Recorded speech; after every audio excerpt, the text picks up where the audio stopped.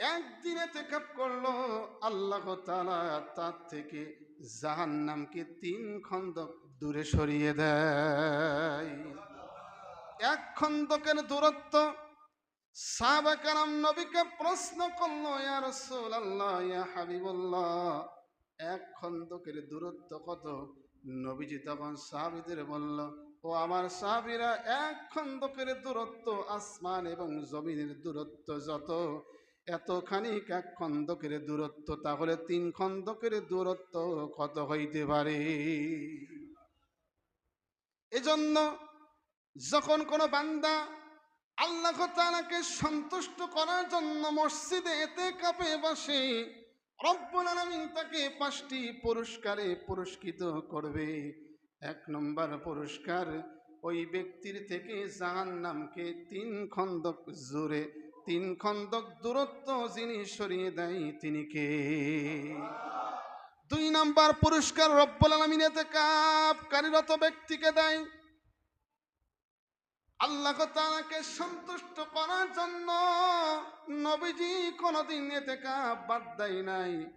যেদিন এই পৃথিবী থেকে নবীজি বিদায় নেবে, সেই শেষ বিদায়ের দিনে নবীজি 10 দিন ইতিকাফ করে নাই, নবীজি 20 দিন ইতিকাফ করেছে। এই উম্মতকে শিক্ষা দেওয়ার জন্য, উম্মতের প্রতি রহমত নাজিল হওয়ার জন্য নবীজি বিদায়ের কালেও 20 দিন ইতিকাফ করেছে। বলেন সুবহানাল্লাহ। এজন্য 2 নাম্বার পুরস্কার রব্বুল আলামিন ইতিকাফরতকারী ব্যক্তিকে দেবে। আল্লাহ তাআলাকে সন্তুষ্ট করার জন্য যে ইতিকাফ করবে, রব্বুল আলামিন তাকে 2টা কবুল হজ এবং 2টা কবুল উমরার সওয়াব যিনি ওই ব্যক্তির আমলনামায় দেবে তিনি কে? 3 নাম্বার পুরস্কার ইতিকাফরতকারী ব্যক্তিকে রব্বুল আলামিন দেবেন।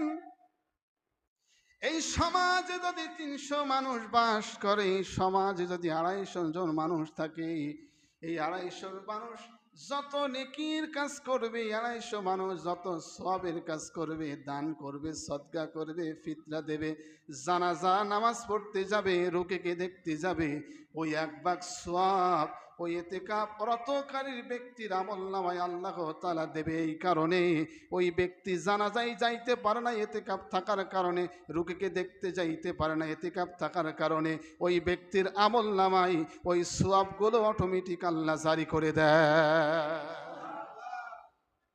4 নাম্বার পুরস্কার ইতিকাফ করার ব্যক্তিকে আল্লাহ তাআলা দেবেন। যে ব্যক্তি শেষ 10 দিন ইতিকাফ থাকবে, ওই ব্যক্তির কপালে রব্বুল আলামিন শবে কদর বরাত করে দেবে। শবে কদর তার কপালে লিখে দেবে। অর্থাৎ 10 দিন ইতিকাফ করলে শবে কদর অটোমেটিক পেয়ে যাবে।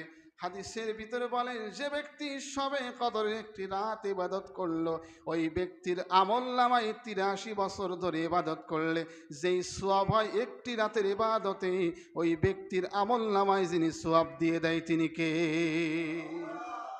এজন্য ইতিকাফে থাকার কারণে ওই ব্যক্তি রব্বুল আলামিন শবে কদরের সওয়াব দিয়ে দেয়।